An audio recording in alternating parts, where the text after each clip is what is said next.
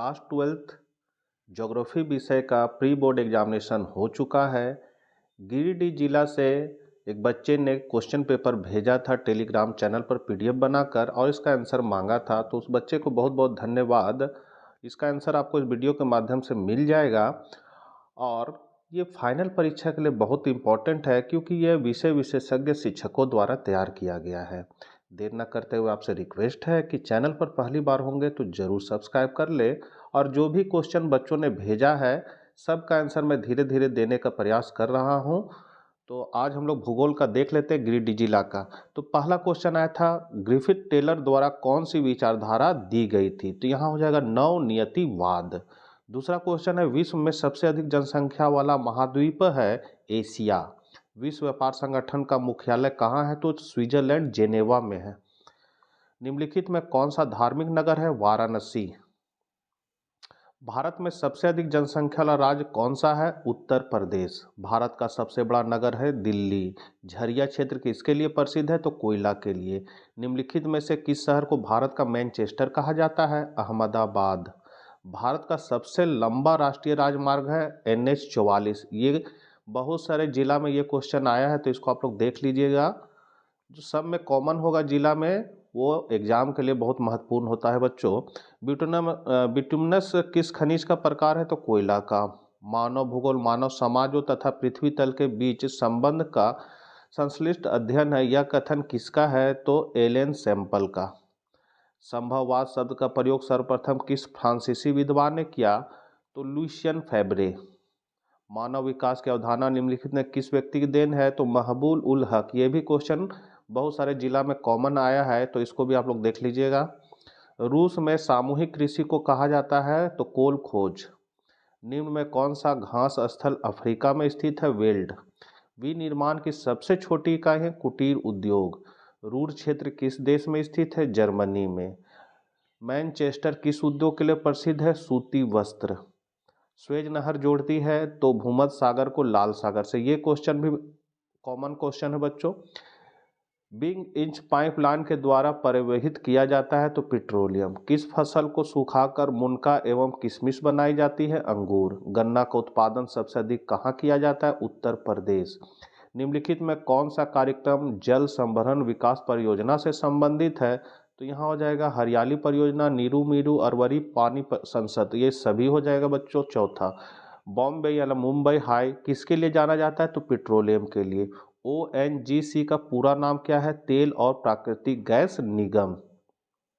लघु उत्तरीय प्रश्न है, प्रवास को परिभाषित करें तो सांस्कृतिक, राजनीतिक या अन्य कारणों से एक स्थान से दूसरे स्थान पर जाकर बसना या निवास करना प्रवास कहलाता है। मानव भूगोल की दो शाखाओं के नाम लिखे तो आर्थिक भूगोल, जनसंख्या और बस्ती भूगोल। कौन सा घास स्थल अफ्रीका में स्थित है? तो वर्ल्ड या वेल्ड। संचार के किन्हीं दो स्रोत लिखिए तो समाचार पत्र, रेडियो, दूरदर्शन। जनसंख्या घनत्व से आप क्या समझते हैं? तो प्रति वर्ग किलोमीटर में रहने वाले लोगों की संख्या को जनसंख्या घनत्व कहते हैं। कर्तन और दहन कृषि को परिभाषित करें तो कर्तन और दहन कृषि को स्थानांतरित कृषि भी कहते हैं। यह एक पारंपरिक कृषि प्रणाली है। इसमें खेती के लिए जमीन को साफ करने के लिए पेड़ों और वनस्पतियों को काटकर जलाया जाता है। इसके बाद इस जमीन पर खेती की जाती है। जब जमीन की उर्वरता कम हो जाती है तो किसान किसी नए भूखंड पर चला जाता है और वहां से भी खेती करता है। इस तरह कर्तन और दहन की प्रक्रिया को बार बार दोहराया जाता है। सातवां है, किन्हीं चार लौ उत्पादक राज्यों के नाम लिखे तो ओडिशा, कर्नाटक, छत्तीसगढ़ और झारखंड। यहाँ से आपका लघु उत्तरीय प्रश्न है। आठवां, कुटीर उद्योग के किन्हीं तीन विशेषताओं का उल्लेख करें। तो पहला है, कुटीर उद्योग विनिर्माण की सबसे छोटी इकाई है। इस उद्योग में दस्तकार मतलब कलाकार अपनी पैतृक दस्ता के आधार पर घर में ही छोटी छोटी वस्तुओं का निर्माण करते हैं। इस उद्योग में दस्तकार परिवार के सदस्यों के साथ मिलकर स्थानीय कच्चे माल का प्रयोग करते हुए वस्तुओं का निर्माण करते हैं। इन उद्योगों का व्यापारिक महत्व बहुत ही कम है। इन उद्योगों में खाद्य पदार्थ, बर्तन, आभूषण, दरियां, चटाइयाँ, थैले, टोकरियां इत्यादि बनाने का काम होता है। सड़क परिवहन के तीन लाभ लिखिए। तो पहला है, इसके माध्यम से ही कृषि का विकास होता है। उत्पादन को गंतव्य स्थान पर पहुंचाने में आसानी होती है। इसका निर्माण बहुत ऊंचे स्थानों पर किसी भौतिक स्थान पर किया जा सकता है। सड़कें शीघ्र नष्ट होने वाली वस्तुओं जैसे दूध और सब्जियां आदि को विभिन्न क्षेत्रों में ढोने की सुविधा प्रदान कर रही है। इससे उत्पादन में बढ़ोतरी होती है। 10वां है जल प्रदूषण की रोकथाम के लिए 3 महत्वपूर्ण उपाय बताएं। तो पहला उपाय है प्रत्येक घर में सेप्टिक टैंक होना चाहिए। दूसरा है जल स्रोतों में पशुओं को नहीं धोना चाहिए। तीसरा, लोगों को नदी, तालाब, झील में स्नान नहीं करना चाहिए। चौथा, कीटनाशकों, कवकनाशियों इत्यादि के रूप में निम्नीकरण योग्य पदार्थों का प्रयोग नहीं करना चाहिए। खतरनाक कीटनाशियों के उपयोग पर प्रतिबंध लगाना चाहिए। इन जल स्रोतों में पशुओं को भी नहीं धोना चाहिए। जल स्रोतों के जल के शोधन पर विशिष्ट ध्यान देना चाहिए। बड़ी बड़ी फैक्ट्रियों में जल शोधन संयंत्रों को लगाना चाहिए। 11 है पाइपलाइन परिवहन का 3 लाभ बताइए। तो इसके 3 लाभ है कि पहला, इनके संचालन एवं रख रखाव में काफ़ी कम खर्च होता है। दूसरा, यह उबड़ खाबड़ भूभागों तथा पानी के भीतर बिछाई जा सकती है। तीसरा, इसमें ऊर्जा का उपयोग काफ़ी कम होता है। 12, व्यापार संतुलन क्या है। तो किसी देश के निर्यात और आयात के मूल्य के बीच के अंतर को हम लोग व्यापार संतुलन कहते हैं।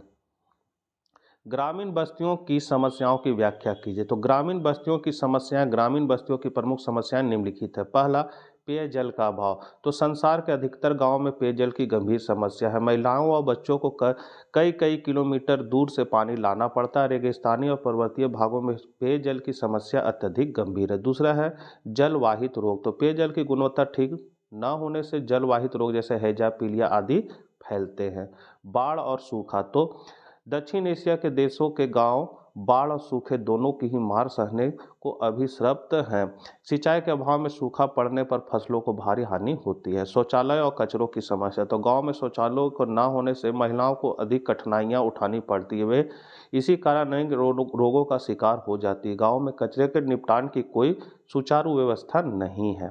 5वां है मानव और पशु। एक साथ पशुओं को और उनके चारे को अपने घर में या घर के अति निकट घेरे में रखना किसान की मजबूरी है, लेकिन इससे अनेक रोगों के फैलने का खतरा बना रहता है। परिवहन और संचार साधनों का अभाव।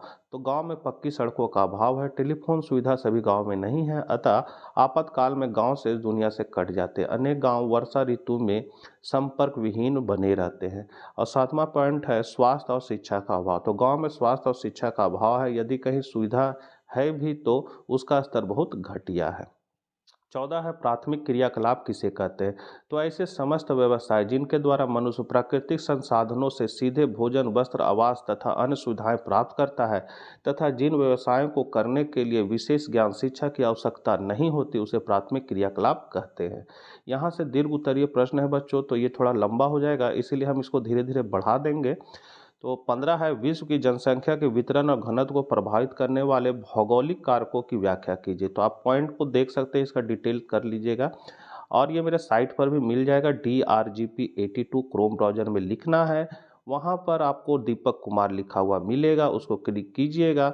उसको क्लिक करने के बाद आप सबसे नीचे आइएगा, वहाँ 12th मॉडल क्वेश्चन सॉल्यूशन पर जाइएगा और वहाँ पर आपको भूगोल सेक्शन में ये क्वेश्चन मिल जाएगा।